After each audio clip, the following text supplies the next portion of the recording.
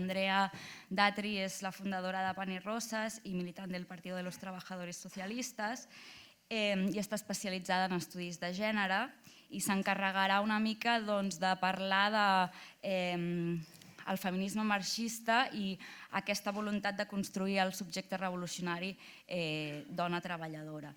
I l'Ada Hosta, que és militant d'Endavant, que és l'excàrrec de la Comissió de Lluita Feminista i és companya, evidentment, de la Comissió de Lluita Feminista i que ens parlarà sobre aquesta eina que hem construït col·lectivament i que hem anomenat el Programa Feminista de la Unitat Popular. Endavant, en els últims anys, ha anat incorporant el feminisme tant en els seus postulats més ideològics com també en la seva pràctica política. I estem fent en els últims temps un esforç important perquè aquest posicionament feminista no sigui només des de la comissió, sinó que sigui transversal a tota la nostra pràctica política. Això és un moviment que està fent Endavant com a organització, però que pensem que té a veure amb una corrent molt més àmplia que nosaltres mateixes i que, de fet, tota l'esquerra independentista està fent aquests canvis. Dir que en aquest procés, com Endavant, ens hem posicionat cada cop més i d'una forma més clara pel que entenem com a feminisme de classe. Feminisme de classe, per explicar-ho de forma molt esquemàtica, seria aquell feminisme que situa com a principal subjecte de lluita les dones treballadores. En el nostre cas, les dones treballadores dels països catalans.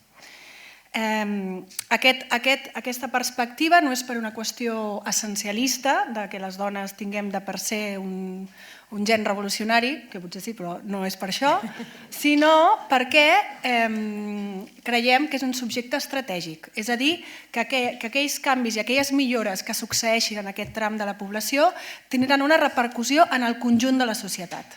Això és el que pensem. I també perquè les dones treballadores dels països catalans som el poble català en la seva majoria. Vull dir, no som un sector, no som una part, som la majoria. I per tant, és lògic pensar que allò que ens millori les nostres condicions de vida tindrà un efecte més ampli. Algunes dades que reforcen això seria el fet que les dones treballadores, diguéssim, ocupem les franges més baixes dels... És a dir, dintre de l'escala salarial, les franges de salaris més baixos som la majoria. I, en canvi, en aquelles franges salarials altes o molt altes, som una minoria.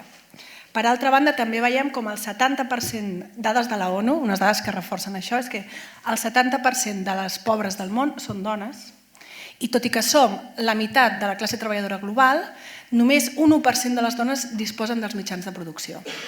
Clar, aquestes dades ens fan pensar que parlar de classe i parlar de dona estan intrínsecament lligats i que l'alliberament de la classe treballadora a qui més li interessa és a nosaltres, a les dones treballadores. També parlem de feminisme de classe perquè entenem que patriarcat i capitalisme, més enllà del debat de si són sistemes diferents, si estan junts, si hi ha un que va primer i un que va segon, això és un debat teòric molt interessant, però no hi entraré. Més enllà d'això, el que sí que veiem és que funcionen com una mateixa cosa, no són indestriables l'un de l'altre. I per tant, necessitem una eina, l'eina que necessitem per destruir-lo i transformar-lo ha d'incorporar necessàriament una visió de l'opressió de gènere i també de l'explotació de classe. Què més? Clar, com funciona aquest capitalisme patriarcat? Quin és aquest mecanisme conjunt? De forma molt esquemàtica, jo ho entenc com que és un mecanisme que el que fa és alienar la vida en dues esferes, una esfera productiva encarada al benefici i a la producció, s'entén? I una esfera reproductiva que té a veure amb tots aquells treballs i cures necessàries perquè aquesta esfera productiva funcioni. Diguéssim que el capitalisme patriarcal aliena aquestes dues esferes i el que fa és invisibilitzar aquesta segona esfera dedicada a les cures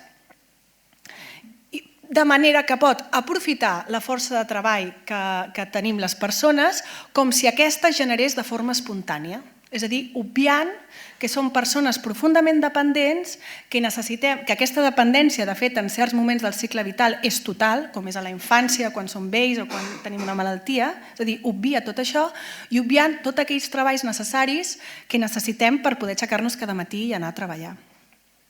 És a dir, que fa això, s'obvia aquesta part, s'invisibilitza i es menysté, és a dir, se li treu valor, de manera que aquestes feines es buiden de valor i de sentit i que els subjectes qui les fan també es menystenen, també s'infravaloren. I que en la seva majoria qui fa aquest tipus de feines són les dones treballadores. Llavors podem dir que el mecanisme és, diguéssim, generar un subjecte inferior a l'altre, que són les dones respecte als homes, per poder, que és el que s'encarrega d'aquesta feina que no té tant valor, que és la feina de les cures i la feina del cuidador. Jo crec que és un mecanisme que a la xerrada abans, com parlàvem del tema ecologista, que és molt semblant a la relació que té el capital amb la natura, però això potser és un tema de debat, de dir que el que fa és aprofitar els recursos obviant les conseqüències que té i obviant la interdependència dels elements. És a dir, que si agafes aigua del riu, això té unes conseqüències en el mar, en els deltes, i és un mecanisme molt semblant al que es fa aprofitant-se d'aquest treball de les dones. De fet, a les dones se'ns naturalitza en certa manera perquè se'ns diu que nosaltres tenim una inclinació natural, biològica, al cuidado. Llavors, clar, com és alguna cosa ja en la nostra natura, és com agafar l'aigua d'un riu. Però bé, això seria un tema de debat. Tornant a les dones treballadores, podem dir que nosaltres estem vivint en un sistema que en diem... Aquí és on parlem de doble explotació. Doble explotació vol dir que estem més explotades en el mercat laboral, com he dit abans, pitjors salaris, pitjors condicions, i alhora també som qui ens encarreguem de la majoria de les feines de cura, és a dir, una explotació també en l'àmbit quotidià, domèstic, no sé com dir-li ben bé. De manera que podem dir que carreguem sobre les nostres espatlles un pes cada cop més gran, podem dir. Amb això el que vull dir? Perquè diguéssim que en aquest moment ens estem trobant en un moment on cada cop és més difícil les feines de sostenir la vida, cada cop se'ns fiquen més traves. Per què és més difícil? Doncs perquè estem vivint des del 2008 de forma contínua una degradació de tots aquells avenços que havia aconseguit la classe treballadora amb un suposat estat del benestar, entre cometes, perquè tampoc ho era, però diguéssim, i que beneficiaven de forma molt més directa les dones treballadores. És a dir, en la mesura que veiem que s'estan marmant serveis públics, doncs això recau molt directament sobre les espatlles de les dones, augmentant de forma cada cop més gran la tensió entre aquesta esfera productiva i esfera reproductiva, on les dones treballadores, diguéssim, estem al mig, sostenint-ho.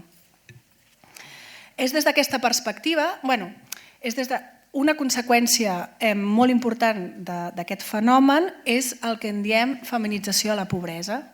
És a dir, que les dones, com al no poder competir de la mateixa manera que un home en el mercat laboral, a l'haver d'acceptar reduccions de jornades, treballs menys mal pagats per poder-ho combinar amb la feina i un altre sinfín de mecanismes masclistes, perquè també ens trobem que a vegades hi ha convenis que tenen millors condicions amb treballs que fan més homes i pitjors condicions en treballs que fan dones, també ens trobem amb això, i que l'escletxa salarial és cada cop més important. Un fenomen, conseqüència de tot això, és el que en diem feminització de la pobresa. És a dir, que la majoria de pobres són dones, que és el que he comentat abans en dades globals, però que als països catalans també és així. I aquesta és una conseqüència molt directa d'aquest moment que estem vivint. I una altra conseqüència també és el tema de la violència masclista, que tot i que és cert que podríem dir que la violència masclista es dona en gairebé tots els estrats socials, no només en la classe treballadora, sí que veiem que a partir del 2012, moment on les conseqüències de la crisi del 2008 es van anar aguditzant, els casos de violència masclista s'han augmentat. És a dir, que hi ha una certa correlació entre els períodes de crisi i les conseqüències i la violència dirigida cap a les dones, la violència masclista. Llavors podem dir que aquesta ha augmentat, però clar, que té molta lògica de dir qualsevol sistema d'opressió en algun moment ha d'utilitzar la violència per poder mantenir subjugat aquell que vol tenir subordinat. Llavors, clar, podem dir que la submissió global de les dones té la violència masclista té aquesta funció social, d'alguna manera, que és de situar-nos en aquest lloc de submissió. Dintre d'aquesta violència hem fet diverses campanyes com endavant per denunciar els feminicidis, el que hem dit que és la punta de l'iceberg, perquè en el fons hi ha tota una estructura que fa que les dones no estiguem considerades persones en clau d'igualtat i per tant es justifica tota una sèrie de violències cap a nosaltres de forma indirecta.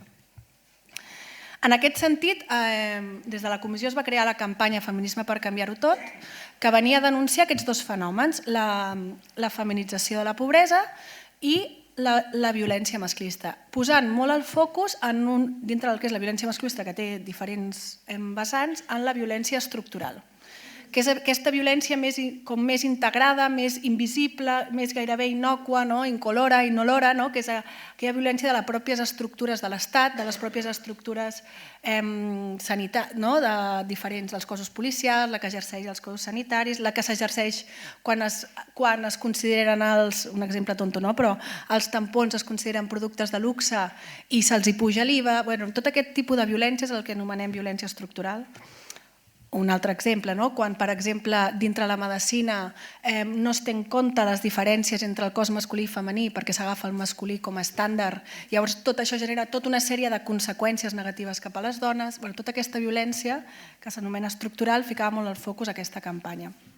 Llavors, en aquesta campanya es va decidir fer es va crear com un programa de mínims de 10 punts que pretenia ser com, aquests 10 punts són els indispensables davant aquesta situació de crisi tremenda que vivim les dones pels quals hem de lluitar. Aquests 10 punts, no sé si ara nombrar-los perquè potser no ve massa cuento, aquests 10 punts podríem dir que han tingut una continuïtat en el que és l'estratègia d'endavant a grans trets, que és l'estratègia de construir l'unitat popular. Llavors, en aquesta estratègia, a grosso modo endavant, que és com construir o ajudar a l'articulació de la unitat popular. Què és la unitat popular? Això ja s'ha parlat, però així molt esquemàticament, seria com la unió de tots aquells subjectes que es veuen desposseïdes pel capital i perjudicades per aquesta dinàmica capitalista d'acumulació de benefici continu. Tot aquest conjunt de desposseïdes, com ens articulem, com ens organitzem per poder fer un front comú que permeti fer un canvi. Per articular tota aquesta amalgama de dissidència, que a més pensem que en aquest moment cada cop és més important, cada cop hi ha més veus dissidents que venen per diferents bandes, venen per el feminisme, venen per l'ecologisme, venen pel tema de l'habitatge, cada cop hi ha més veus dissidents. Com articulem això? I pensem que una eina fundamental seria la creació d'un programa d'unitat popular feminista. Seguint aquesta línia, que és la nostra línia d'actuació general, doncs es va acordar generar una trobada de dones el juliol passat on poder començar a assentar les bases d'aquest programa d'unitat popular feminista. Per què feminista? Pel que he dit abans, perquè les dones treballadores som un subjecte estratègic i pensem que és la baula més feble on es trenca la cadena, seria la metàfora. És la que aguanta més pes, llavors és on es pot trencar. En aquest sentit, en aquestes jornades que vam fer de les dones d'endavant, es van encarar 3 temes diferents. Una que és el programa d'unitat popular, l'altra és la feminització a l'organització i l'altra és l'abordatge de la violència. Que en aquest sentit nomenar que fa poc s'ha elaborat un pla, ja ho sabeu totes, un pla de masculinitat que creiem que té molta importància en aquest treball contra la violència també dintre la nostra pròpia organització. Pel que fa al programa d'unitat popular, es va treballar en 5 grans àmbits. Un és el treball, l'altre és els serveis públics, la violència masclista, els drets i dret al propi cos. Aquí li hauríem de sumar el dret a l'autodeterminació i les llibertats polítiques, però aquest tema no el vam parlar en aquesta jornada. Nosaltres ens vam centrar en aquests altres 4 punts. Llavors, a partir dels debats que es van generar en aquests punts, es van crear com unes demandes, és a dir, un horitzó cap on anar que creiem que és fonamental i que pot, unes demandes que creiem que poden aglutinar gran part d'aquesta dissidència que he comentat abans. I també És a dir, un horitzó caminar a llarg plaç i una altra sèrie de mesures més a curt termini, més el que diem un pla de xoc, coses que pensem que hauríem de fer ja, que es poden titllar de reformistes, però pensem que ens ajuden a caminar cap a aquell horitzó final. És a dir, mesures de xoc que no ens impedeixin seguir caminant cap endavant, cap a aquest horitzó final. No sé si s'entén això. Clar, són bastantes mesures les que vam elaborar en aquesta trobada de dones. No sé si nombrar-les, crec que no val la pena. Si voleu, poso un exemple. Potser, per exemple, jo què sé, treball. La demanda principal estratègica seria treballem totes, treballem menys, repartim el treball, la riquesa, abolim la doble explotació i la divisió sexual del treball que patim les dones. Aquest seria l'horitzó. Clar, a curt termini, una demanda de xoc seria salari de 1.200 euros per una jornada de 30 hores i jornada laboral compactada. Aquesta seria una demanda que pensem que beneficiaria clarament a les dones treballadores, però com podeu veure també en el conjunt de la població. I propostes menys a llarg termini o en general seria avançar cap a formes col·lectives de gestió dels llocs de treball i de la producció. No sé, per veure l'exemple. És a dir, en aquest programa el que es va plantejar es va plantejar un horitzó estratègic cap on volem anar, una demanda a llarg termini i una demanda de xoc o més immediata. Llavors és un treball que hem fet nosaltres, les companyes d'Endavant i de la Comissió de Lluita Feminista sobretot, i que ara la feina és socialitzar-ho, compartir-ho i veure si és una eina útil per estructurar aquesta unitat popular. Entenem que això, pensem que no serem Endavant no serà qui farà el programa d'unitat popular, creiem que és una cosa que s'ha de construir entre totes, que és més fruit d'una pràctica política que no pas que ens tanquem en una sala a debatre, però pensem que pot ser útil com un lloc per on començar. És un lloc per on començar i des d'on poder trobar punts en comú. I crec que dit això, ja està. Crec que ho deixo aquí.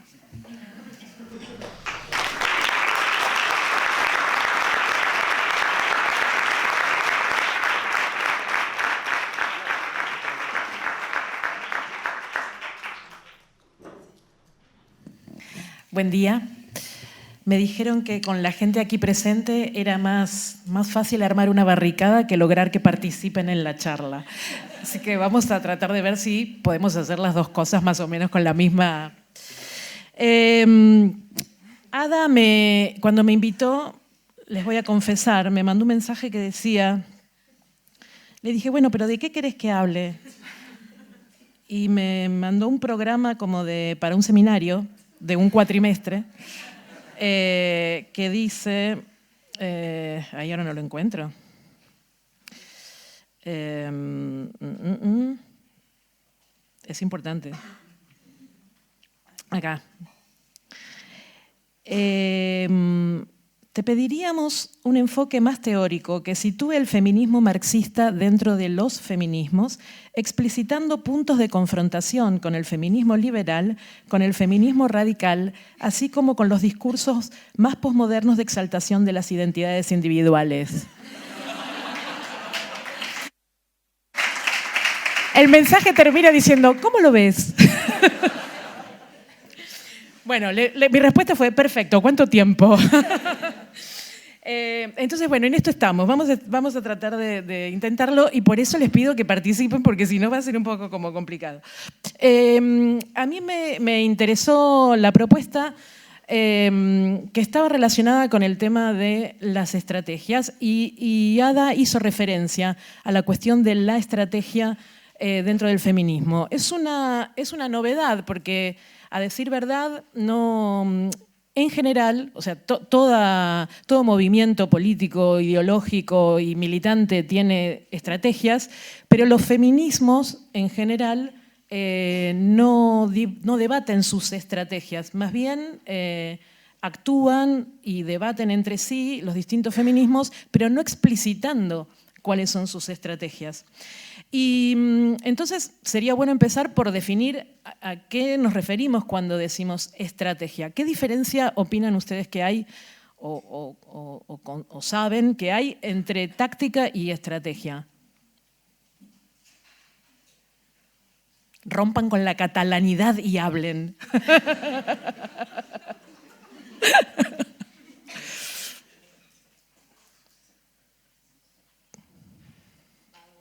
¿Alguna noia? ¿Alguna dona? Hay que presionar así. Bueno. Ella algo planteó recién, ¿no? En lo último que planteó, diferenció de esa parte de ese programa que explicitó sobre el tema, sobre el ámbito del trabajo, planteó unas demandas principales o estratégicas, unas propuestas a largo término y unas demandas inmediatas y concretas. Por ahí puede ir la cosa. Bueno, ok, va a costar un poco. Las tácticas son, en teoría militar, digamos, las tácticas son batallas aisladas, ¿no? Son combates aislados.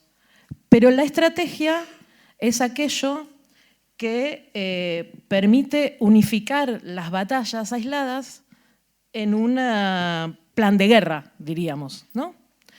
Entonces, la estrategia es nuestro fin último, podríamos decir, ¿no? Mientras las tácticas son aquellos momentos en los que se va realizando la estrategia.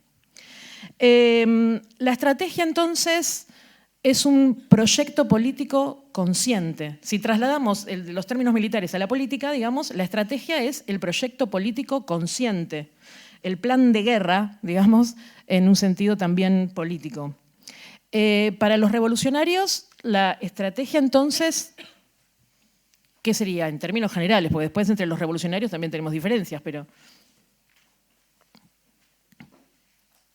¿cuál sería nuestro fin último o nuestro plan de guerra, digamos? Vamos, no bajito, así, más fuerte. ¿Para qué militamos los revolucionarios y las revolucionarias, les revolucionarias, como decimos en Argentina? Para acabar amb la explotació capitalista y patriarcal, ¿no? Para acabar la explotación capitalista y todas las formas de opresiones, es decir, podemos decir, por la revolución socialista, por ejemplo, incluyendo en eso feminista, ecologista, etc. Bueno, entonces, partiendo de esta simple definición, vamos a ver que la primera ola del feminismo se planteaba la lucha por los derechos políticos centralmente. Es decir, que su estrategia, ¿cuál era? ¿Quién fue la valiente? Bien, la que rompió el hielo. Se proponía votar, por lo tanto, no se proponía la estrategia de la revolución socialista y cambiar el sistema, sino que se proponía obtener más derechos en ese sistema, ¿no? O sea, derechos que todavía no habían conseguido las mujeres para igualarse en derechos civiles con respecto a los hombres. La segunda ola de los años 70 centralmente se va a proponer una lucha por los derechos sexuales y reproductivos. La segunda ola es la que va a proponer que todo lo personal es político, es decir, que se va a centrar en la relación entre los géneros, no en el terreno del derecho, por ejemplo, de los derechos civiles centralmente, sino en el terreno del cuerpo, el deseo, la sexualidad, y va a plantear esta cuestión de que lo que sucede en las relaciones entre los géneros a nivel personal es la consecuencia de, o está determinada por una estructura social determinada donde las mujeres son oprimidas. Y después viene un tercer momento, digamos, que es el momento neoliberal, donde nos encontramos con diversas tendencias y grupos, pero donde centralmente se va a reconceptualizar cuál es el sujeto del feminismo, y ahí va a aparecer este debate que me pedía Ada también que incluyera, que es el de un nuevo sujeto que es el resultado del entrecruzamiento de diversas opresiones. Entonces va a aparecer la multiplicidad de entrecruzamientos que hacen que a un individuo sea oprimida por su sexo, por su género, por su raza, por su etnia, por su origen nacional, etcétera, etcétera. Entonces va a aparecer lo que se llama el multiculturalismo o en el feminismo las luchas y las elaboraciones teóricas también y políticas de las mujeres del tercer mundo, de lo que ustedes llaman, los europeos llaman el tercer mundo, de lo que de las mujeres lesbianas y de las mujeres negras. Entonces van a cuestionar la existencia de un sujeto mujer único que englobaría a todas las mujeres. Ahora después vamos a ver esto con detalle, pero quería empezar por acá porque me parece importante mantener presente durante la charla la idea de que aún cuando podamos coincidir distintas corrientes teóricas, políticas en el feminismo y no en el feminismo también, en el qué tenemos que hacer, la estrategia va a delimitar las diferencias en el cómo pensamos hacer eso. Quiero decir, por más que todos los feminismos se planteen acabar con la opresión de las mujeres y entonces podamos coincidir en el qué hay que hacer, hay que acabar con la opresión de las mujeres, las estrategias diferentes van a marcar el cómo lo pensamos hacer. Y eso es muy distinto.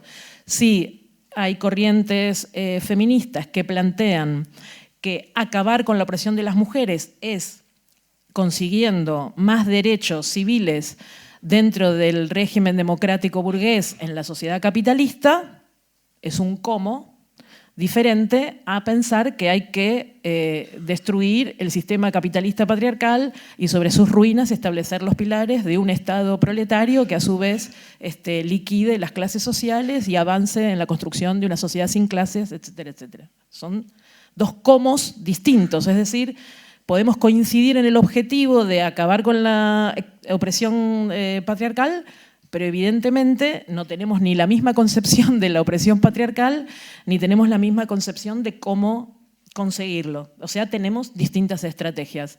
Si una estrategia ya habíamos definido, que es revolucionaria, la otra, ¿cómo la podríamos definir?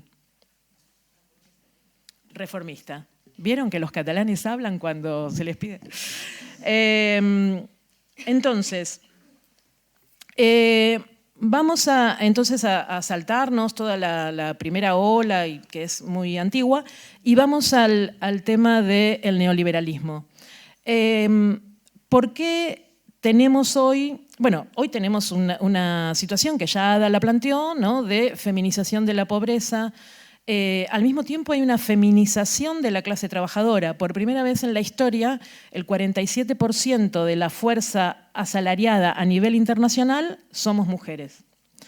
Y esto es por primera vez en la historia, es decir, que hay una gran concentración de mujeres trabajadoras urbanas que no existió nunca antes, ni cuando estaba la primera ola, ni cuando estaba la segunda ola, y mucho menos anteriormente. Y hay eso le da un carácter y un aspecto, digamos, a la clase trabajadora que liquida esa idea, que en realidad siempre fue un mito, porque nunca fue verdadera, de que la clase trabajadora es masculina, blanca y heterosexual. Es decir, la clase trabajadora siempre fue diversa. Ya Marx escribía sobre la clase trabajadora, la diversidad de la clase trabajadora en Inglaterra con la fuerza de trabajo irlandesa migrante. O sea que no es una novedad que la clase trabajadora está compuesta por nativos, inmigrantes, precarios y... ¿Cómo se dice lo que no son precarios? Efectivos, decimos nosotros. Fijos y precarios, jóvenes y adultos, mujeres y hombres, personas racializadas y personas no racializadas. Pero bueno, esta diversidad, digamos que sí es mayor porque aumenta la fragmentación, la deslocación de la clase trabajadora, que en el periodo neoliberal que Ada planteó hizo que aumentara exponencialmente la incorporación de las mujeres al trabajo productivo extradoméstico y lo hizo, de todos modos, bajo el látigo de la precarización laboral, ¿no? Entonces, bueno, pero otra gran masa de asalariados que se incorpora durante el neoliberalismo al sistema capitalista mundial es la masa enorme de trabajadores que antes pertenecían a los países de la ex Unión Soviética y los países, bueno, China y los países de Europa del Este. Entonces hay muchos más asalariados que nunca antes en la historia y al mismo tiempo la clase es mucho más diversa y más fragmentada y bueno, viene de una derrota importante. Entonces, en este marco, el feminismo de la segunda ola, ¿en qué momento más o menos, periodo histórico surge?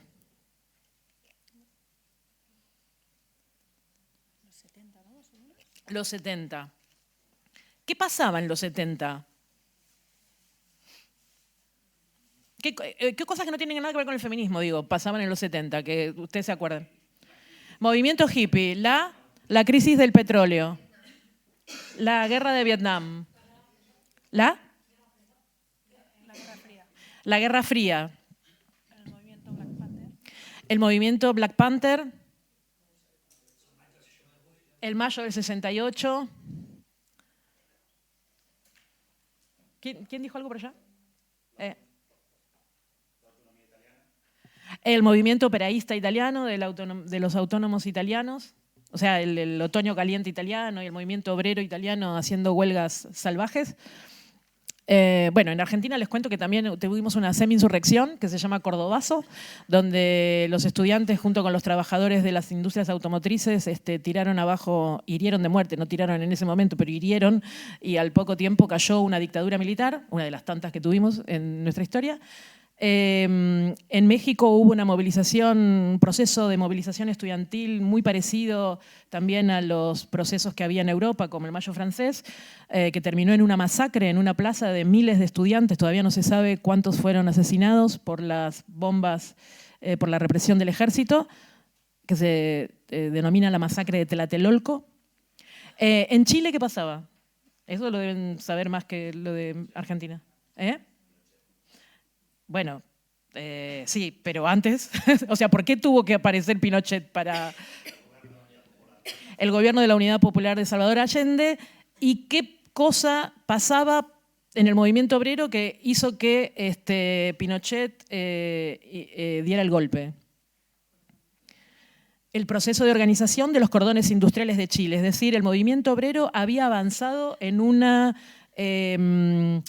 autoorganización, en un poder casi paralelo, digamos, al poder de la democracia burguesa, digamos, casi paralelo al poder de la Unidad Popular que estaba en el poder Salvador Allende.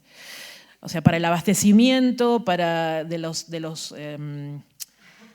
los vecindarios, digamos, se organizaban las amas de casa, los trabajadores alrededor de las unidades de producción. Había un doble poder, de hecho. Por eso hubo golpe. Bueno, entonces, ¿y acá al lado qué hubo? Acá al lado del lado de Francia, no, del otro lado. La revolución de los claveles, claro, me había olvidado de...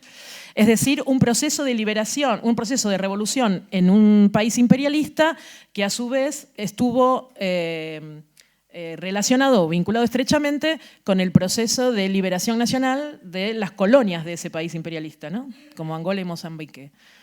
Bueno, ¿y en España? Estábamos al horno en España. ¿Cómo? Ajá. Bueno, yo ahí no conozco, o sea que lo que digan les creo. Bueno, sí, estábamos con la dictadura de Franco, pero ya estaban, ¿no? Los 70 fueron los últimos años de la dictadura y el proceso de enormes luchas obreras que termina en el pacto de la transición y bueno, ya que estamos. Pero bueno, lo que había entonces era un enorme proceso de radicalización de masas, tanto en Occidente como en el hemisferio oriental. Es decir, tanto porque no nombramos nada de lo que pasaba en el este, pero hubo Primavera de Praga. Es decir, las masas rebelándose contra el régimen estalinista impuesto a través del ejército rojo. Hubo en los años 80 rebeliones en Polonia contra el régimen de Jaruzelski. Bueno, hubo también algunas luchas y levantamientos en la Unión Soviética, en la ex Unión Soviética. Pero a lo que voy es que había un gran cuestionamiento del orden mundial por parte de las masas.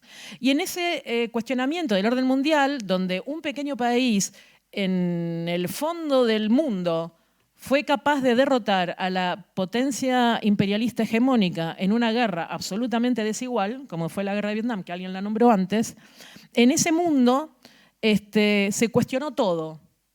Y al cuestionarse todo, y haber procesos incluso más avanzados, más agudos, como revoluciones, hubo revolución en Irán también, hubo revolución en Nicaragua, en ese cuestionamiento de todo el orden social, económico y político, como siempre sucede que se cuestiona el orden social, económico y político, las masas se cuestionaron también su vida cotidiana. Se cuestionaron su subjetividad y su vida cotidiana. Por eso es el momento de los movimientos, del resurgimiento del movimiento feminista y también del surgimiento de un movimiento muy importante, más o menos de este mismo tenor, digamos. A ver si alguien, 1969... Stonewall, que es el surgimiento del movimiento de la liberación sexual, hoy desgraciadamente llamado LGTBI. Pero que el nombre sea el movimiento de la liberación sexual, se haya transformado en una suma de identidades, también habla del proceso que vivimos durante el neoliberalismo. No importa, eso para otra charla que me va a invitar a dar, voy a hablar de eso. Entonces, en este cuestionamiento del mundo, de la sociedad, del sistema capitalista, los movimientos, resurgen los movimientos que cuestionan la relación entre los sexos, el rol de las mujeres en la sociedad, la discriminación a la que somos sometidas, la sexualidad, etcétera, etcétera. Ahora bien, ese proceso de nivel de masas, ¿cómo terminó?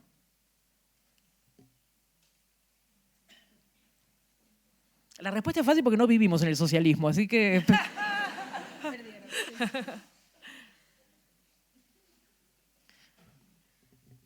Ese proceso fue derrotado, pero fue derrotado de una manera muy particular y su particularidad tiene que ver con lo que vamos a hablar del feminismo.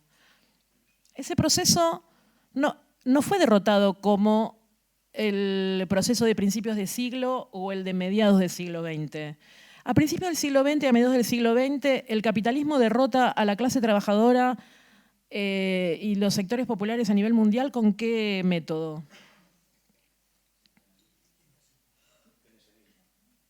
¿Cómo? No, digo a principios del siglo, o sea, 1914 con 2 guerras mundiales. Es decir, el capitalismo resuelve sus crisis, ¿no?, que son cíclicas, las resuelve con guerras mundiales para avanzar sobre nuevos territorios en los cuales poder vender sus mercancías y explotar la fuerza de trabajo. La crisis que alguien mencionó de la década del 70, allá alguien lo había mencionado, un compañero, no la resuelve con una guerra mundial. ¿Cómo la resuelve? con reacción conservadora, muy bien, o sea, con restauración burguesa, muy bien, reacción conservadora, que contradictoriamente no se impone con una guerra, con una derrota física. Bueno, en algunos países, o sea, en los países del tercer mundo sí con derrota física. En Argentina, en Brasil, en Uruguay, en Chile, etcétera, hubo dictaduras sangrientas que mataron en Argentina 30.000 personas. Pero en algunos países de la periferia con derrota física, pero en los países centrales, como España, Francia, etcétera, se hizo a través de desvíos. Es decir, esa energía revolucionaria o esa radicalización de las masas se desvió hacia otro objetivo que no era el que tenían las masas. Se desvió hacia el objetivo de restaurar, lo que dijo el compañero, restaurar regímenes democráticos, burgueses, parlamentarios más sólidos y consistentes que frenaran esa radicalización. ¿Por qué digo que todo esto tiene que ver con el feminismo? Parece que vine a hablar de feminismo y terminé dando una charla de política, geopolítica. Porque los movimientos sociales que resurgen o surgen en este momento van a ser asimilados, incorporados, es decir, adaptados a estos regímenes democráticos. Es decir, van a cumplir un papel en este desvío político de la radicalización de masas. Por eso hay muchas feministas que hablan de la construcción en este periodo de una tecnocracia de género, es decir, de feministas que antes estaban en las movilizaciones en las calles y que pasan a ser personal especializado de las agencias internacionales de financiamiento como, no sé, el Banco Mundial o el Fondo Monetario Internacional, que pasan a ser parte de la academia, o sea, las universidades es el periodo en el que incorporan los estudios de género como parte de las carreras académicas. Es decir, la institucionalización de un movimiento que había sido un movimiento contestatario, revulsivo, crítico y un movimiento de lucha en las calles. Esta transformación de los movimientos entonces hace que ese movimiento que cuestionaba al sistema capitalista, porque en el sistema capitalista las mujeres eran oprimidas por lo que planteaba Ada, porque eran explotadas, pero al mismo tiempo tenían la doble jornada laboral, porque hacían el trabajo doméstico, bla, bla, bla, porque eran discriminadas, porque no tenían los mismos derechos que los hombres, porque no tenían derecho a decidir sobre su propio cuerpo, etcétera, etcétera. Ese movimiento que era contestatario contra ese sistema se transforma en un movimiento que empieza a pedir inclusión en ese sistema. Es decir, de contestar al sistema o de cuestionar al sistema como la estructura fundamental en la cual se basa la opresión de las mujeres, se empieza a no cuestionar más ese sistema bajo el pensamiento único, ¿no?, triunfante de Fukuyama, de que no había otra alternativa, y de la señora Margaret Thatcher, de que no había otra alternativa más que el capitalismo. Entonces, bueno, si no queda otra alternativa, se borra todo horizonte revolucionario, o sea, de transformación radical, y se plantea, entonces, peleamos por derechos a estar incluidos en este sistema. Lo mismo sucede con el movimiento de liberación sexual. Un movimiento donde, por supuesto, los protagonistas eran gays, lesbianas y personas trans, pero que luchaban por la liberación de la sexualidad, no por su sexualidad, sino por la liberación de la sexualidad que está alienada en un sistema capitalista donde las jornadas laborales extenuantes de 15 horas de trabajo, turnos rotativos, precarización de la vida y todo, impiden que la gente tenga derecho mínimo a tener orgasmos, cualquiera, heterosexuales, homosexuales, lesbianas, etc. Ese movimiento de liberación sexual se transforma mediante ahí también una derrota que podemos decir física, porque es el periodo del HIV y del SIDA, considerado en primer lugar como la peste rosa, es decir, como una enfermedad propia de los homosexuales varones, se transforma en un movimiento de lucha por la inclusión de las personas LGTBI, etcétera, en los derechos civiles que tienen los heterosexuales únicamente los heterosexuales hasta ese momento. Entonces, en ese marco, el pensamiento del feminismo, que se llama radical, pero que pierde todo tipo de radicalidad desde nuestro punto de vista, elabora una teoría que consiste en plantearse que el patriarcado es un sistema en el cual los hombres explotan la capacidad reproductiva de las mujeres. Esta es una de las teorías del feminismo radical, que la autora se llama Juliet Mead Firestone, es una norteamericana, que dice que como las mujeres son las únicas que tienen la capacidad de reproducir la vida, están sujetas por esa cuestión a esa carga de cuidados, digamos. Y que entonces esto las mantiene en un lugar subordinado con respecto a los hombres que explotan esa capacidad y que por lo tanto su liberación solo puede conseguirse con el desarrollo de las técnicas y de la tecnología, digamos, que permita finalmente la reproducción de la vida de manera extrauterina.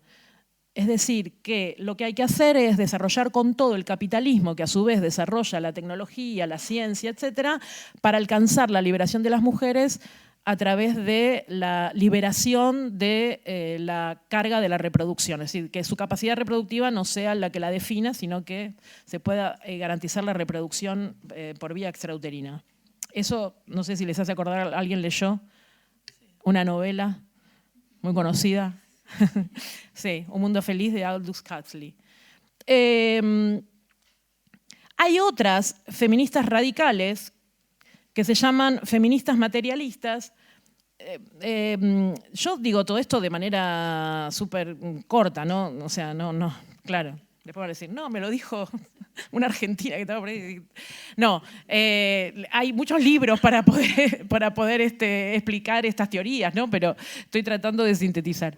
Hay otro feminismo radical, el feminismo materialista, que plantea lo mismo, que la sociedad está dividida. Bueno, Juliet Firestone dice que la sociedad está dividida en dos clases sexuales, la de los hombres y la de las mujeres.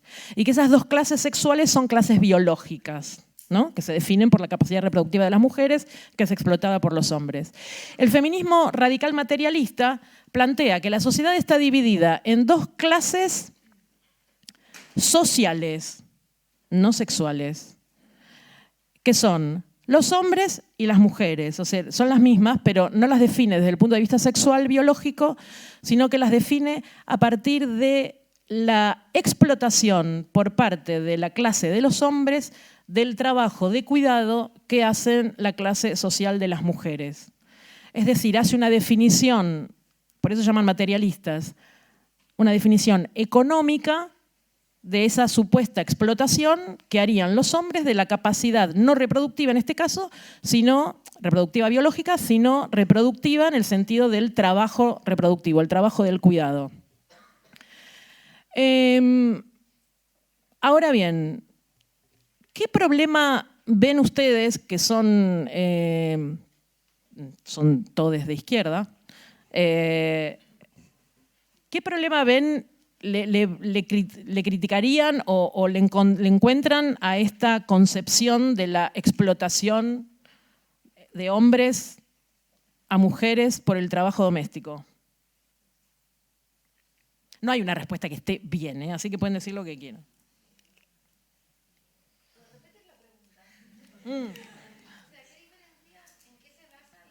No. ¿Qué problema le ven ustedes a una teoría que plantee que la sociedad se divide en dos clases sociales, hombres contra mujeres, hombres que explotan el trabajo reproductivo, o sea, el trabajo reproductivo no del embarazo, no biológico, sino el trabajo de cuidado que hacen las mujeres? Es que en una sociedad en crisis en la que la mujer siempre cobra menos, si hay que tener el cuidado de un bebé, siempre vas a ser tú la que va a renunciar, porque si no te lo puedes permitir, siempre va a ser la mujer la que va a renunciar, pues siempre cobra menos.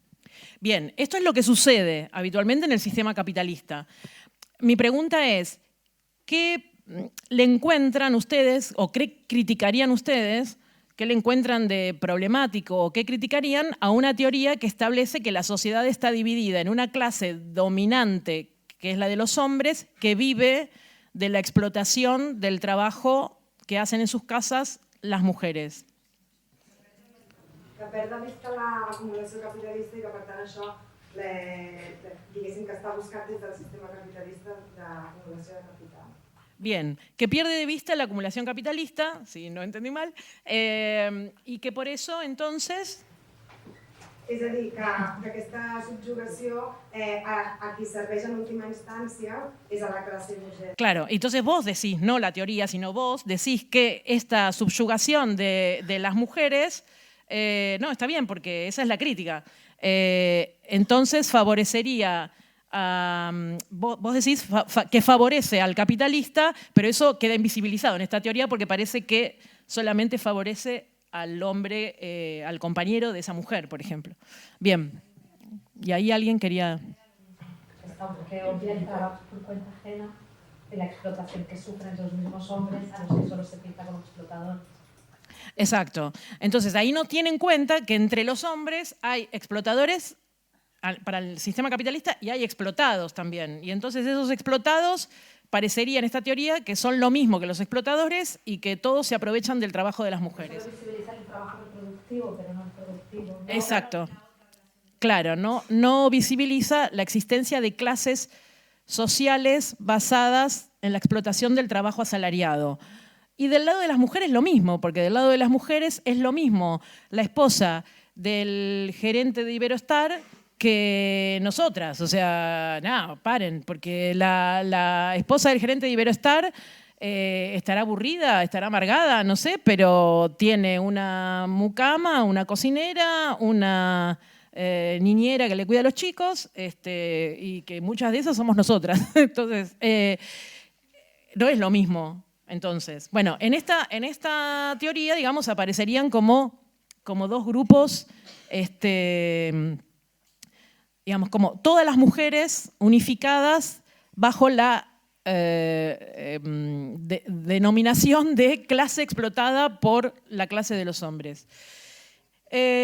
Bueno, estas teorías son las que de alguna manera hicieron estallar al feminismo en una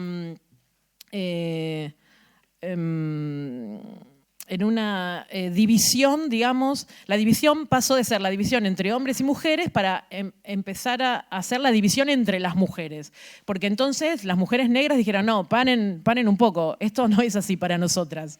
Y las lesbianas dijeron, sí, y para nosotras tampoco, mucho menos. Y las de los países semicoloniales y coloniales dijeron, bueno, no, yo no tengo nada que ver con las mujeres blancas norteamericanas de clase media. Y entonces surgieron otras teorías que cuestionaban que estas teorías llevaban a una posición esencialista de qué es una mujer, es decir, si todas las mujeres somos una clase explotada por el conjunto de los hombres, entonces todas las mujeres somos lo mismo, y no somos lo mismo, que era esta cuestión que planteaban las compañeras. Es decir, hay mujeres explotadas y mujeres explotadoras, y hombres explotados y hombres explotadores. Claro que entre los explotadores hay más hombres que mujeres y entre los explotados hay más mujeres, o la misma cantidad de mujeres que hombres. Pero esta división que provoca el capitalismo entre una minoría parasitaria, dueña de los medios de producción, que vive a expensas de la explotación del trabajo asalariado de millones de personas, desaparece en estas teorías que unifican al conjunto de las mujeres por un lado y al conjunto de los hombres por otro. Bueno, entonces, aparece un feminismo que va a plantearse, bueno, a todo esto digo, mientras estamos discutiendo lo del feminismo, en el mundo siguen pasando cosas, es decir, avanza la restauración capitalista, avanzan junto con la restauración capitalista las ideas posmodernas de que no hay posibilidad de otra alternativa social más que el capitalismo, este desvío hacia una salida de reacción conservadora, como planteó el compañero, no es una cosa mágica. Esto sucede porque hay agentes actuando para que eso suceda. Ustedes en el régimen español lo saben muy bien. Podemos poner nombres, nombres personales incluso. ¿Quiénes son responsables del lado del movimiento obrero y de los sectores populares de permitir que pase que el capitalismo resuelva su crisis de esta manera, instaurando una restauración burguesa, una restauración conservadora? Comisión Joseta. Bueno, vos fuiste muy explícito. Yo pensé que ibas a decir las direcciones sindicales. Bueno, no, y muy bien. Así, perfecto. Las direcciones sindicales, ¿qué más? ¿Quiénes más? El PSOE, la socialdemocracia, es decir, a nivel mundial los partidos socialistas y los partidos comunistas. El señor Santiago Carrillo acá tuvo mucho que ver. Entonces, el Partido Comunista, el Partido Socialista, que eran las grandes organizaciones creadas por la clase trabajadora para sí mismos, es decir, para defender sus intereses como clase, tanto a nivel los sindicatos como las direcciones obreras que planteó el compañero, como los partidos políticos de la clase trabajadora, como eran el Partido Socialista Obrero Español y otros partidos socialistas, el Partido Socialista Francés, etcétera, etcétera, y el Partido Comunista, son los grandes responsables de traicionar ese enorme movimiento de radicalización de los años 70 y dirigirlo o redirigirlo y desviarlo hacia esa salida favorecedora para el capital. En Argentina, por ejemplo, es el proceso que se da con... esto lo tengo que contar porque como es algo personal, lo tengo que contar. Pero es el proceso que se da de traición de los sindicatos, de todas las luchas que había contra la privatización de todas las empresas y servicios públicos del Estado. Yo era trabajadora de Aerolíneas Argentinas. Iberia compró Aerolíneas Argentinas y nos dio una patada a los trabajadores. Telefónica de España compró la empresa de telefonía que era del Estado y hoy somos Telefónica Argentina. Una empresa francesa compró las empresas de agua corriente y hoy el agua corriente se paga, como en cualquier país del mundo, es privatizada la empresa, no es estatal.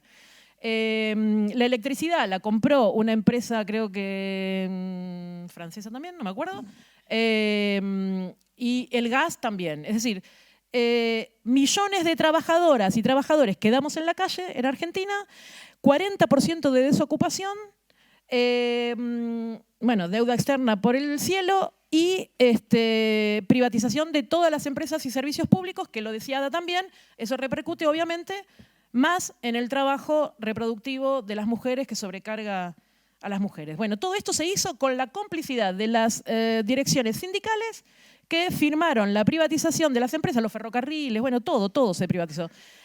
Firmaron la privatización a cambio de ser accionistas de las empresas privatizadas. Eso es burocracia sindical. Y bueno, nosotros no teníamos el peso en el movimiento obrero, no es lo mismo a nivel político, no existen el Partido Socialista y el Partido Comunista a nivel de lo que existen en Europa, pero bueno, el proceso fue más o menos similar. Entonces, en esta situación, estas teorías del feminismo van desarrollando una elaboración teórica que tiene algunos elementos que nosotros consideramos productivos, que aportan a pensar la cuestión de la mujer, pero de conjunto son teorías cada vez más bueno, no sé, no quiero decir reaccionarias, pero son teorías cada vez más alejadas de la perspectiva de la transformación radical de la sociedad, digámoslo de esa manera. Al esencialismo, entonces, en el que terminan las teorías del feminismo radical, decía yo, surge una respuesta en un principio muy lógica, muy entendible, y que es unas críticas que aportaron muchísimo a la elaboración de las teorías feministas, que aportaron muchos elementos muy productivos a la elaboración de la teoría feminista, pero que derivaron en el marco de esta reacción conservadora internacional, privatización de los servicios públicos, falta de perspectiva de radicalización en el horizonte de las masas, traición de sus direcciones políticas, predominancia de una ideología consumista, individualista, con la fragmentación de la sociedad y de los lazos sociales, etcétera, etcétera, terminó convirtiéndose en una ideología, digamos, donde la idea central es que en la sociedad existen múltiples relaciones de opresión, eso está bien, que cada una de estas relaciones es autónoma con respecto a las otras, todas igualmente importantes, todas igualmente inconmensurables, y que entonces la sociedad empieza a dividirse entre dominantes y dominados, pero donde los dominantes lo que obtienen por estar en el lado de los dominantes dentro de las relaciones de opresión son ciertas ventajas que dejan de ser ventajas económicas, estructurales, para transformarse en lo que todo el mundo conoce, si está en la universidad, es la discusión acerca de los privilegios. Es decir, que si uno es hombre y yo soy mujer, voy a discutir que él tiene privilegios tales como tener, no sé, tener más facilidad de ascenso laboral, como tener el privilegio de abrir más las piernas en el bus y molestarme cuando estoy sentada. Tiene el privilegio de acceder más fácilmente a los cargos políticos parlamentarios, pero también tiene el privilegio de manejar el control remoto de la televisión cuando está en casa. Es decir, los privilegios son infinitos, de diversa índole y de diversa contenido de gravedad, digamos. Y entonces, ¿cómo hacemos dentro de los... Bueno, pero al mismo tiempo, él puede ser un hombre racializado. Entonces, él puede ser dominante en relación a mí por ser hombre y yo soy mujer, pero puede ser dominado con respecto a otro hombre que es blanco y él es racializado. Y yo puedo ser dominada en esa relación con ese hombre, pero puedo ser más blanca que otra mujer, por lo tanto soy privilegiada con respecto a una mujer que es más morena que yo, aunque a mí en Argentina me digan la negra, pero bueno. Entonces, esta situación, ¿cómo se consolidan o se establecen unidad para luchar cuando en realidad todos estamos atravesados por múltiples identidades que nos ubican en relación a los otros como dominados o como dominadores? Y entonces se habla de el aliado, ¿no? El aliado, el sujeto que pertenece a un sector de los dominadores, pero puede ser un aliado. ¿Y cómo se convierte un sujeto que es dominador en un aliado? ¿Qué tiene que hacer para convertirse en un aliado? Deconstruirse. Deconstruir sus privilegios.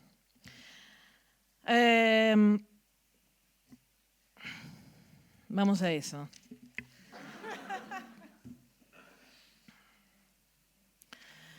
El primer problema que tenemos es que la noción de privilegio es un asunto que se le imputa a individuos particulares, ¿no? Es decir, la responsabilidad de los privilegios siempre es del individuo particular, que a su vez tiene la responsabilidad de deconstruir sus privilegios. ¿Qué es lo que borra esta teoría del horizonte?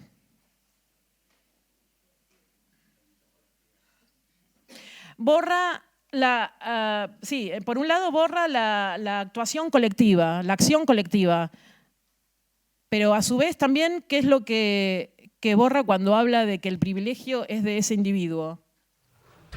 Que los enemigos arreglados son de terrible. ¿Cómo? Borra el enemigo económico, borra el enemigo de explotación y convierte unos nuevos enemigos en tus compañeros de clase. Exacto. Por un lado, todos somos posibles aliados y nos deconstruimos, pero al mismo tiempo somos todos enemigos, sí, en un sentido, muy bien. Y lo que borra fundamentalmente es que la existencia de estas relaciones de opresión, porque existen, ¿no? Esto es verdad que existe, que no es lo mismo ser blanco que ser racializado, no es lo mismo ser mujer que ser hombre, no es lo mismo ser heterosexual que una persona trans. Esto es así, ya sabemos que existen diferencias en la vida que hace que la vida de algunos sea menos vivible en el capitalismo que la de otros.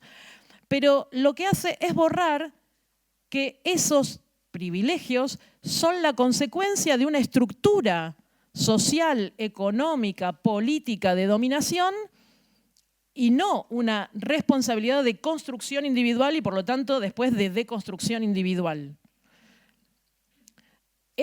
Por otra parte, la deconstrucción individual, yo estoy de acuerdo estoy de acuerdo que los compañeros se cuestionen y traten de ser menos machistas, que las mujeres también tratemos de ser menos machistas, que seamos menos competitivas, que es una de las cosas que hace el patriarcado verdaderamente para dominar. Y bueno, y todas las cosas esas, opino que todos las tenemos que pensar, y sobre todo los que somos militantes de izquierda, tenemos que tratar de cambiar, transformar nuestras vidas en ese sentido.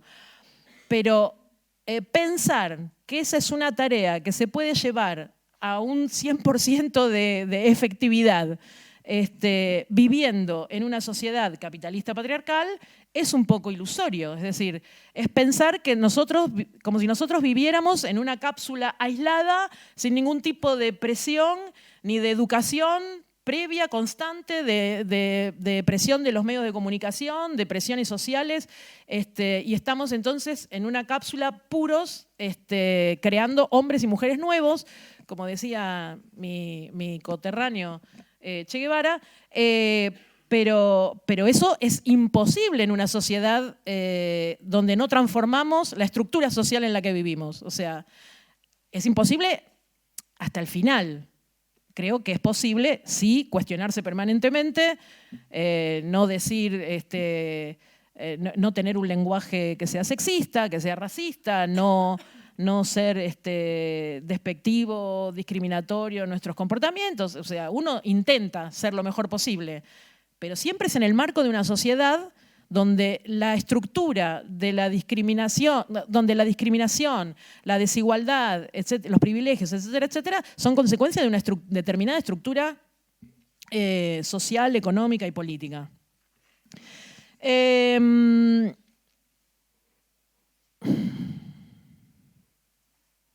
Entonces, lo que decía la compañera, lo que se prioriza es la existencia de tener o no tener privilegios, en vez de pensar qué posición ocupa ese sujeto en las relaciones sociales de producción. Entonces, si no importan las relaciones sociales de producción, es decir, no importa si yo soy el dueño de... ¿cómo se llama la de...? quería decir el nombre de la empresa de Inditex. No importa si yo soy el dueño de Inditex o un trabajador de Zara. Lo que importa es si soy hombre y por lo tanto tengo privilegios con respecto a las mujeres.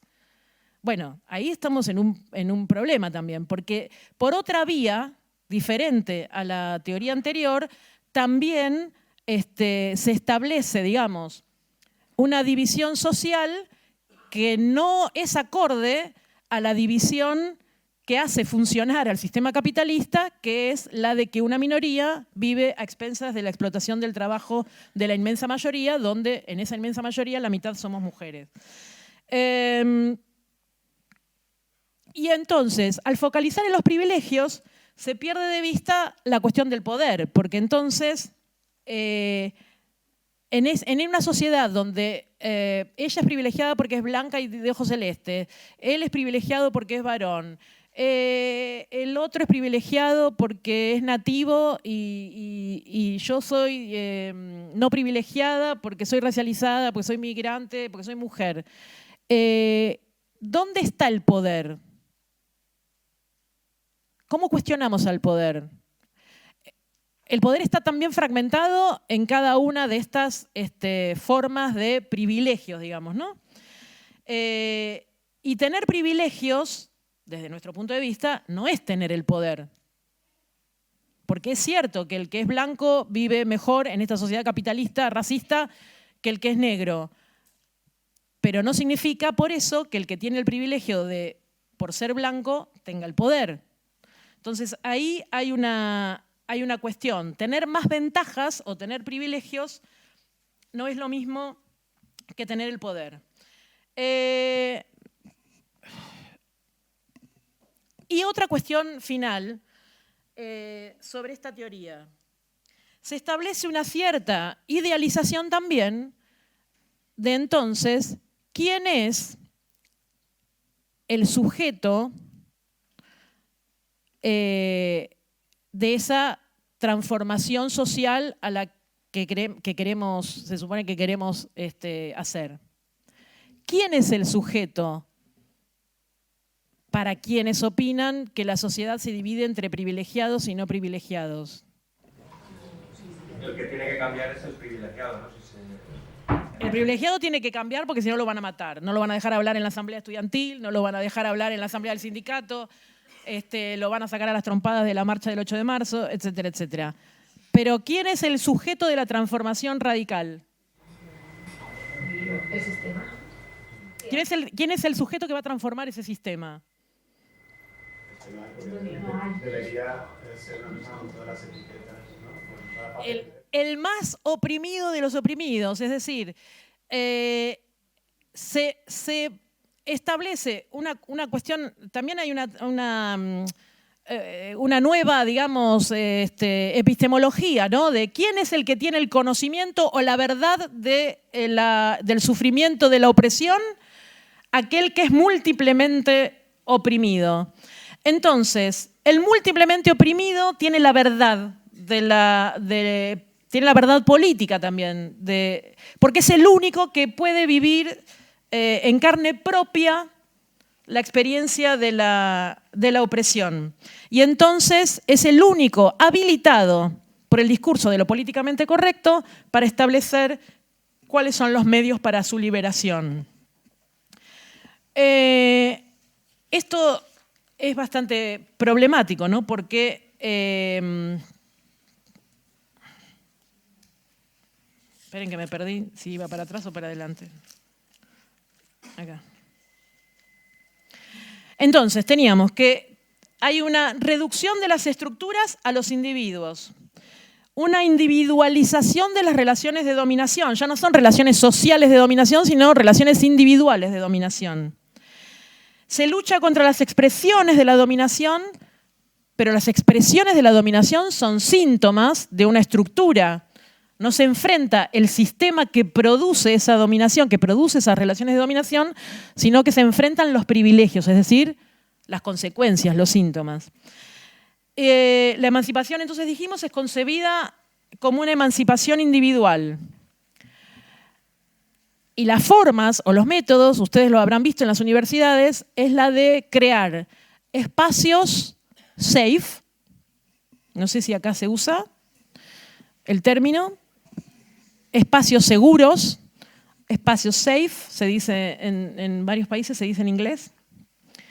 Donde no haya blancos, donde no haya hombres, donde no haya personas de países nativos de países imperialistas. Es decir, se va creando un microespacio de seguridad en el sentido de que nadie va a estar ahí que va a oprimirme o que va a coartar mi discurso, mi pensamiento, mi existencia, etc. Y la otra política muy típica de esta concepción, bueno, hay alguien que evidentemente está necesitando de mí, no sé quién es. La otra es la idea del empoderamiento de las y los individuos que carecen de privilegios, digamos, ¿no? El empoderamiento. Que el empoderamiento es empowerment, es una palabra que inventaron en Estados Unidos también en los años 80, que también es una política de fortalecer, digamos, a individuos, ¿no? O individuos. Entonces, se regresa a una forma de esencialización, pero de esencialización de las posiciones sociales. Es decir, yo soy una mujer racializada. Yo soy eso, o sea, mi identidad me define. O estas múltiples identidades me definen. Entonces, se moraliza la política y se culpabiliza a los individuos de ser opresores. Es decir, en vez de responsabilizar a las estructuras sociales, se responsabiliza a los propios individuos, se los culpabiliza de ser lo que son. Por lo tanto, tenemos situaciones en las cuales, si yo soy más blanca que la compañera que está hablando, que es una compañera de un pueblo originario de Argentina, yo no puedo decirle nada porque cualquier cosa que yo diga es la voz de los blancos españoles que conquistaron América a fuerza de cruz y espada.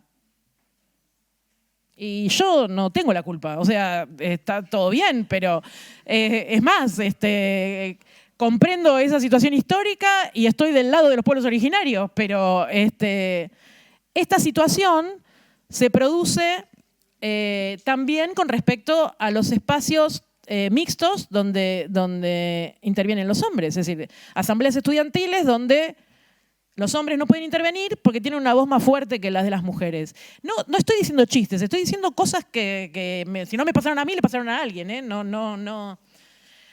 En Alemania estuve, cuando me llamó Ada, yo estaba en Berlín. En Alemania había una asamblea estudiantil por una cuestión por la lucha por el clima, por el cambio climático, en una universidad donde hablaron unos compañeros de Friday for Future y hubo una intervención de una estudiante migrante, creo, o hija de migrantes, que cuestionó que Friday for Future se llame For Future. Porque dijo, esa es un nombre imperialista porque solamente a los países imperialistas el cambio climático les parece un problema del futuro. Los países del tercer mundo vivimos el problema climático por culpa de ustedes, de los países imperialistas, desde hace mucho tiempo. Entonces, para nosotros es un problema del past y del present, no del future. Y o sea, esto que estoy diciendo estaba ahí, lo vi con mis propios ojos. Entonces, personas que se suponía que estaban aliadas en una lucha por el cambio climático, uno puede cuestionar la estrategia que tenga Friday for Future, puede opinar que la política no es la mejor, no sé, puede opinar lo que quiera, pero era una asamblea donde todos estaban por el cambio climático, terminó dividida entre los postcoloniales, postmodernos, que cuestionaron a los imperialistas alemanes por por pelear por el cambio climático, por su futuro. Porque los países del tercer mundo es un problema del pasado. Bueno, no sé. Yo a lo mejor es porque soy de un país semicolonial y estoy viviendo hace unos meses en Europa y estoy alucinada con las cosas que veo a nivel del desarrollo de la política postmoderna y del peso que tiene eso en las clases medias y sobre todo en los sectores universitarios. Y sobre todo en el movimiento feminista. Porque el problema que plantea esta teoría, entonces, es que no hay salida. Porque por más que yo quiera deconstruirme, como decíamos antes, la deconstrucción al 100% es imposible. Si yo tengo la piel que tengo y tengo el sexo y el género que tengo, es decir, ¿qué voy a hacer con eso? Tiene un límite la posibilidad de deconstrucción que se concibe además como un ritual de purificación, ¿no es cierto? Y lo que se consigue es lo que algún compañero dijo recién, la creación incesante de nuevos enemigos, es decir, la multiplicación de la división de los movimientos sociales. Ada planteaba antes que yo tengo diferencias, pero no importa, voy a usar como ejemplo la necesidad de la construcción de la unidad popular. Bueno, esto es la deconstrucción de la posibilidad de toda unidad, de la unidad feminista, de la unidad popular, de la unidad estudiantil, de la unidad de los trabajadores, de los explotados. Es la imposibilidad absoluta de todo tipo de unidad que se proponga en pos de una lucha. Y además, todo lo que diga alguien que es privilegiado, que me cuestione, que me critique, que establezca un debate con mi posición de no privilegiada, va a ser considerado como una violencia y por lo tanto invalidada como discurso crítico. Eso también es problemático, ¿no? Bueno, no sé cuánto tiempo llevo, no sé, ¿ya? ¿Nadie midió? Bueno, ya hay gente que se fue porque no me soporta más. Bueno, me quedo con los que me soportan, que todavía son la mayoría. Entonces, este es el panorama con el que llegamos a esta nueva oleada del movimiento de mujeres, que muchos dicen que empezó en Argentina en el año 2015 con el movimiento Ni Una Menos y que explotó en el año 2018 con lo que llamamos la marea verde por la lucha por el derecho al aborto, pero que entre el 2015 y el 2018 se fue extendiendo a diversos países del mundo y uno de los países con mayor movilización y mayor organización es el Estado español. Junto con Argentina y el Estado español son los dos países que más movilizaron en el año 2017 y el Estado español fue el que más movilizó en el año 2018 porque es el lugar donde efectivamente hubo huelga del trabajo también asalariado.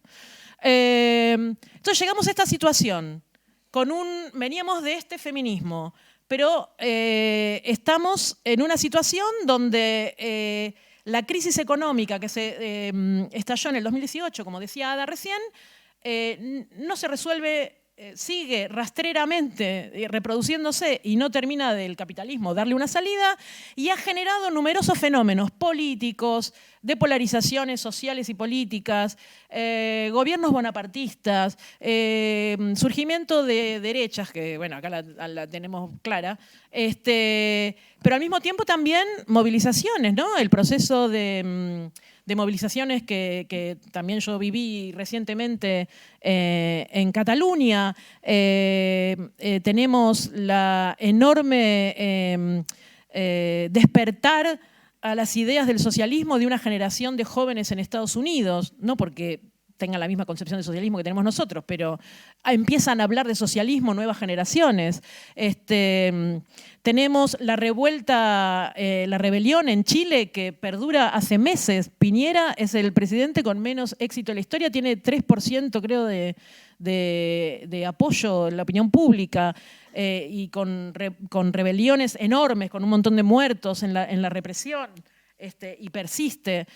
Tenemos el golpe en Bolivia, pero además del golpe tenemos una resistencia enorme que dio mártires en la ciudad del Alto, en La Paz, pegada a La Paz, en Bolivia. Y tenemos muy cerquita, y acá al lado nomás, una huelga de casi 60 días en Francia que está paralizando todos los transportes y además está extendiendo a otros sectores. Yo no sé si vieron en las noticias, además de la enorme huelga, la huelga de las bailarinas del Teatro de la Ópera, los músicos haciendo conciertos en la calle, es decir, todos los sectores que se van sumando a la huelga, la toma de las empresas petroleras, ahora se sumaron los recolectores de basura, los abogados que tiran sus togas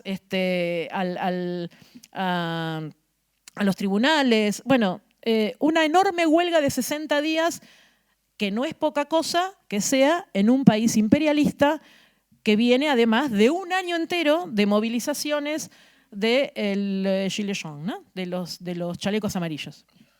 Y esto lo tenemos acá al lado, ¿no? Más que nada Cataluña lo tiene al lado, entonces es interesante para pensar.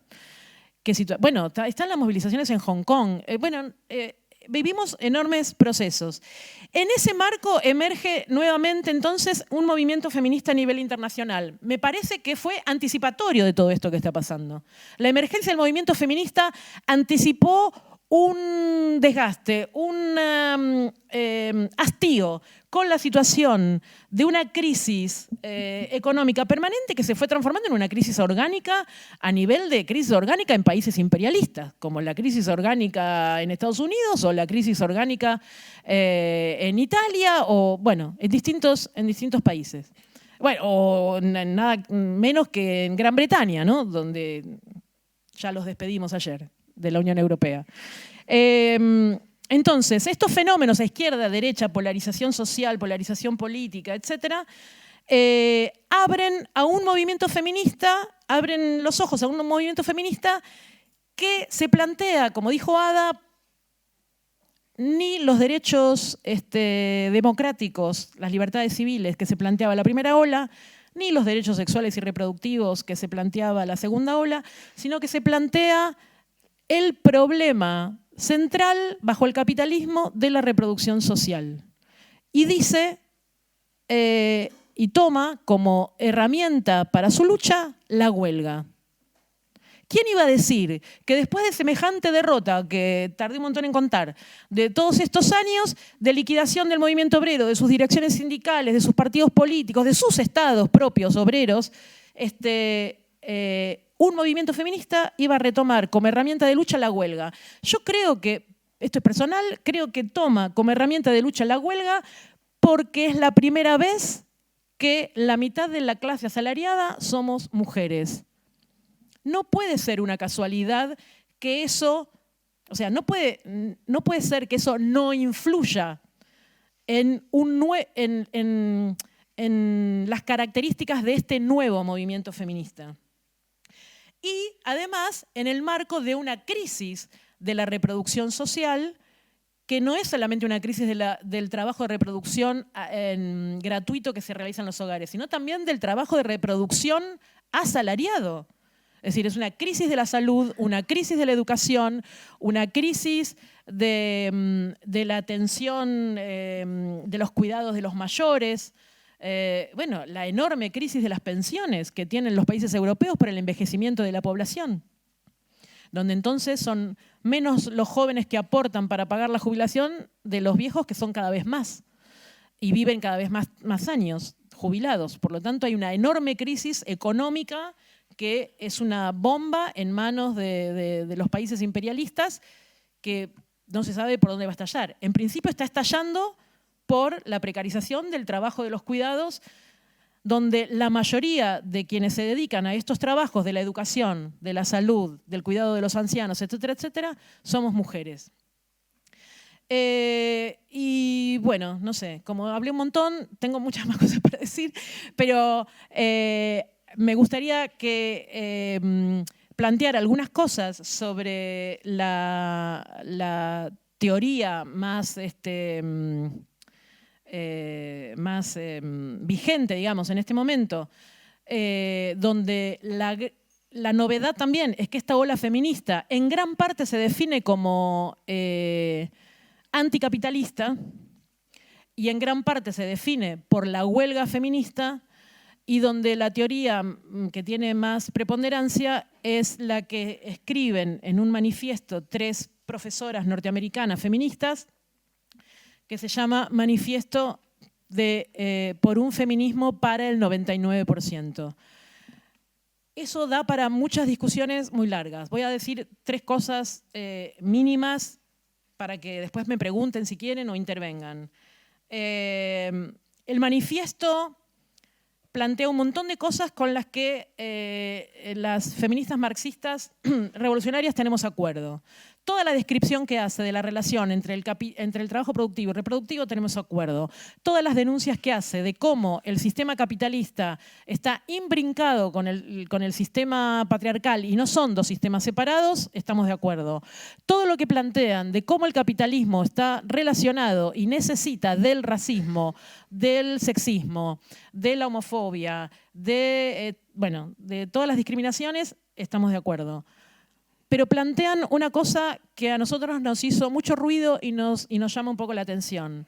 Dice, en primer lugar dice que el feminismo se tiene que plantear la insubordinación. Yo no sé si alguien tiene a mano el artículo que mandé. No. A ver. Yo digo para decir exactamente la frase de ellas y no mentir.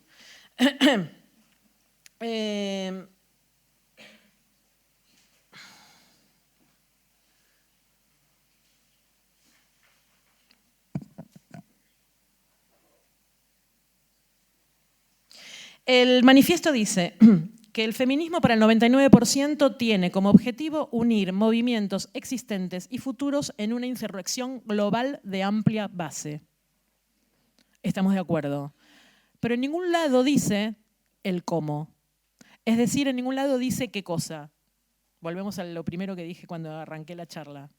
En ningún lado explicita qué cosa, sino dice el cómo. La estrategia. En ningún lado explicita cómo hacemos esa insurrección global, que estamos todos de acuerdo, pero no es una cosa que nos vamos a comunicar por WhatsApp y vamos a decir, ahora. Las insurrecciones tienen mucho de espontáneo, pero tienen una gran parte de preparación. No hay insurrecciones, o sí, hay insurrecciones espontáneas, pero terminan en derrotas. Si no hay una estrategia y una parte de esa insurrección se prepara con anticipación.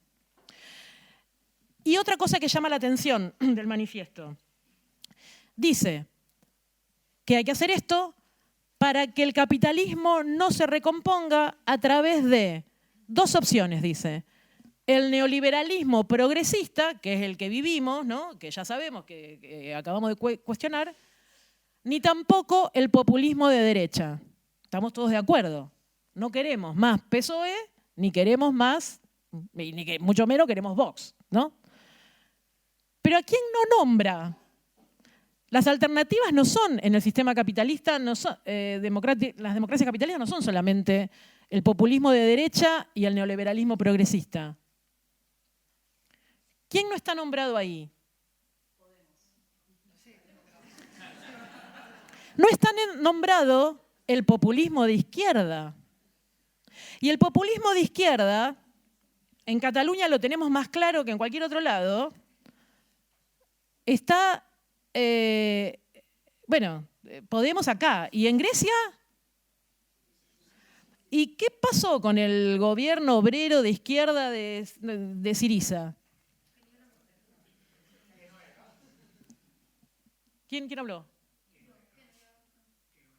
Que no era.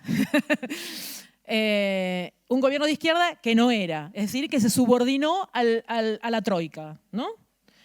Y Podemos, que vino a liquidar a la casta política, no podemos.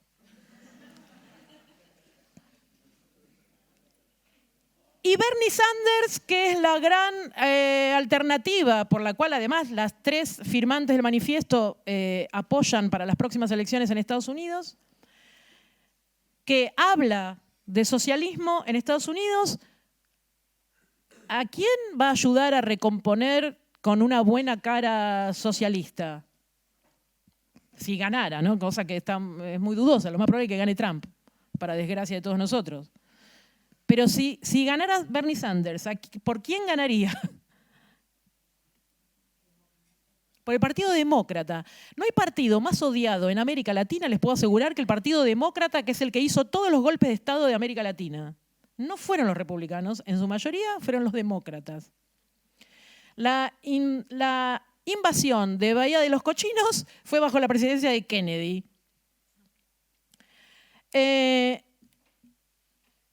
Entonces, tenemos un problema también con la concepción de la concepción de que somos un 99% de explotadas y explotados que nos tenemos que unir contra el 1%. Porque en el 99% no es verdad que estamos todos los explotados y explotadas. El 1% puede ser el sector más alto de las finanzas concentradas a nivel internacional, pero no es lo mismo, no tiene los mismos intereses la dueña de una empresa, por más pequeña que sea y que las empresas transnacionales le compitan, que la empleada migrante que contrata para que le cuide de los chicos y le limpie su casa. Entonces, no es un pueblo de 99%.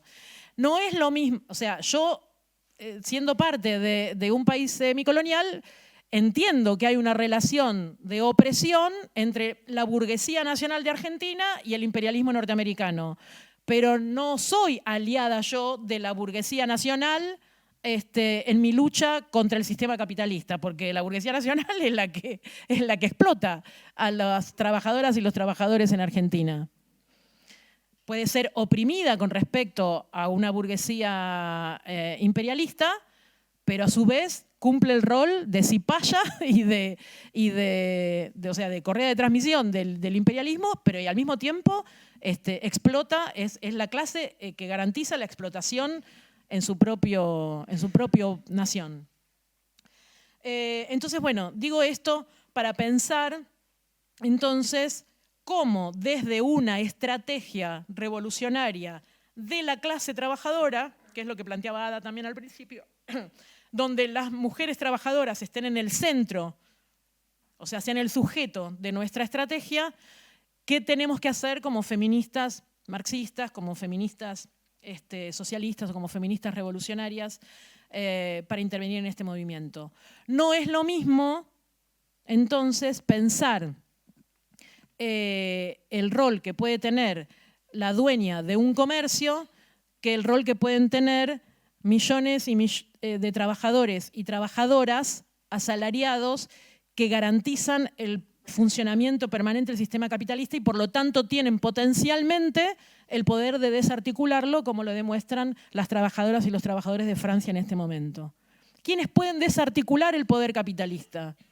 Ese es, entonces, si queremos hacer una revolución o una transformación radical de la sociedad capitalista, tenemos que pensar quiénes son los que tienen en sus manos el poder de desarticular esa sociedad o ese sistema. Bueno, esto y termino y no los aburro más. Y ahora sí, espero que hablen más todavía de lo que hablaron, que igual los felicito porque hicieron un gran esfuerzo por romper su catalanidad e intervenir en la clase sin vergüenza.